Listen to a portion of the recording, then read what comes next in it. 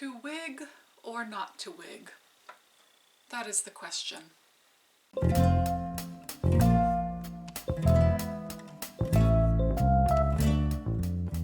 Hi there, I'm Shell and I'm a cosplayer. If you are new to my channel, welcome, or if you're a subscriber, welcome back! I am here today with my friend, wow that was loud, the foam head, to talk all about wigs. Wig storage, wig styling, wig supplies, everything I use for wigs. This has been a highly requested video ever since I started my channel, so I figured this week I would sit down and talk about it. In addition to foamy here, I have gathered a whole box of like everything I use for wigs. First up, where do I find a wig? Good question. Watch one of my other videos. This is not that video. I'll make another one of those sometime, but this is not that. So moving on. Second question. How do I put on a wig? Good question. If your hair is longer than a buzz cut, you're gonna want a wig cap. There are two kinds of wig caps in this world essentially. Net and solid. Personally, I wear net wig caps because you can push bobby pins through them and that really helps secure it to your head.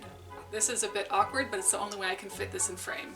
As you can see, the net wig cap is basically a circle. So the way I wear it is I pull it over my head and onto my neck like a choker, just like that. Then I find the mesh part and pull it up like a headband. So it looks like this. I like this method because by pulling it up away from your face, it takes all of the little baby hairs with it. So there's not going to be much hair poking out of your wig. So you have a wig and you have a wig cap to wear it with. Part 3, where do you put it when it's not on your head? You put it on this head. That's where you put it. I'm joking, there's actually a lot of different answers to this question. The place where I keep most of my wigs is the exact place it came from, a plastic bag. I'm pretty sure this actually is even the exact bag this wig is from. Yep, blue-purple. It's Kyoko. Typically, this is how your wig is going to arrive to you in the mail. You open the bag, you take out the wig, and it's wrapped in this kind of hairnet. Keep that. When you unwrap the wig, you can pull it out by the top cap, and voila, it's a wig. This wig is super long and it has a ton of hair that could be prone to tangles, but the way I store it, there's like no tangles in there. So here's how we do this. Before I put a super long wig in a plastic bag, I like to take the hair and gently tuck it inside of the cap. So then you kind of have this like blob, but it's still very neat and still all together. Then I take the hairnet, because I saved it, and I'm going to wrap it around the wig. I like to start at the head of the wig and then kind of scoop it around gently, and you can see it's all kind of contained within this hairnet. To put it back in the plastic bag, I go in head first. And it sits really neatly in there. I have around a dozen wigs and almost all of them are stored exactly like this in a box. But sometimes you can't store your wig like this, and that's where these come in. When I have a wig that's really heavily styled, like there's a big updo on top, or maybe spikes coming out of it, I don't want to put that in a bag because it will get crushed. So I put it on a foam wig head, stick a pin through the top so it stays put, and then I will put the wig head on a shelf, usually with a plastic grocery bag over it to prevent dust from getting on it. There's also another kind of wig head, plastic ones. This kind of wig stand is really great for travel because it stores completely flat, but then you can just pop it up when you need it, like a little tent. So this is another way you can store your heavily styled wigs. Put the wig on top, slap a bag over it, put it on a shelf. So that's how you store your wigs, including your heavily styled wigs. To style a wig, once again, pull out your trusty foam wig head. I gotta stop doing that. But this time, you're gonna need something to go with it. Foam wig heads have this convenient hole in the bottom so you can stick it on top of something. You can stick it on a broom handle. I've done that in a pinch. You can also buy a fancy tripod to stick it on top of. Or you can do what I do. Get a C-clamp. How it works is there's this stick on the top that you can twist and rotate and maneuver, but mainly You stick a wig head on it. Then on the bottom bit, there's this clampy part that you can make smaller or larger, and you stick it on a table edge. Typically, this is on the edge of my desk. I've also put it on tables, dressers, a cabinet once, anywhere you want to style a wig, really. So now you have a wig, you have a wig head, you have somewhere to put the wig head. What's next? Brushing! The first thing I do with all of my wigs is give them a thorough brush out. And the way to do this is get a wide tooth comb. So you take something like this with super wide teeth, you start at the very, very bottom of the wig, and you just brush. And you're patient.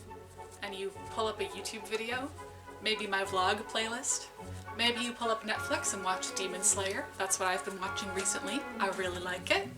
And once you've combed through the entire wig with your wide tooth comb and there are no snags left, you get your smaller comb. And I comb again. And I keep combing.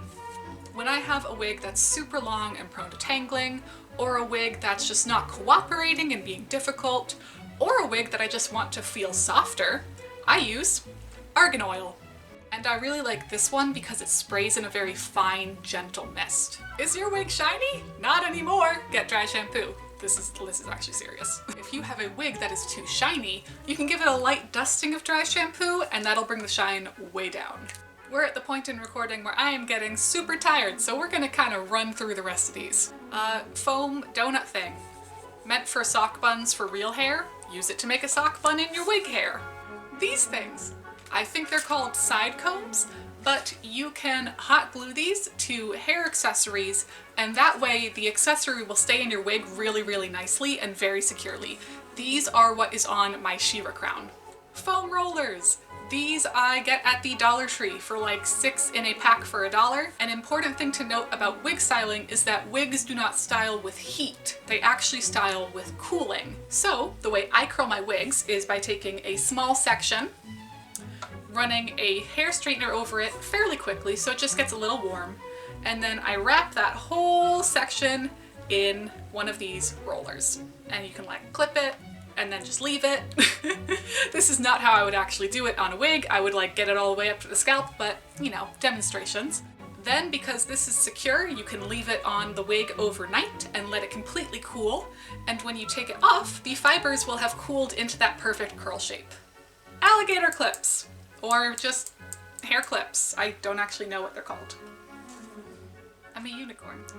I love using these when I style wigs because I can separate all the different sections, just work on one at a time, and style it, straighten it, brush it out, roll it, whatever I need to do. This last thing is probably the most insignificant, but it is my personal favorite, and that is teeny tiny elastics. These are clear hair elastics from Walmart, and these are actually teeny tiny fabric elastics that I got at Primark in England, and they are like gold to me. I use these for all sorts of wig styles, little ponytails, braids, whatever I need to secure with an elastic.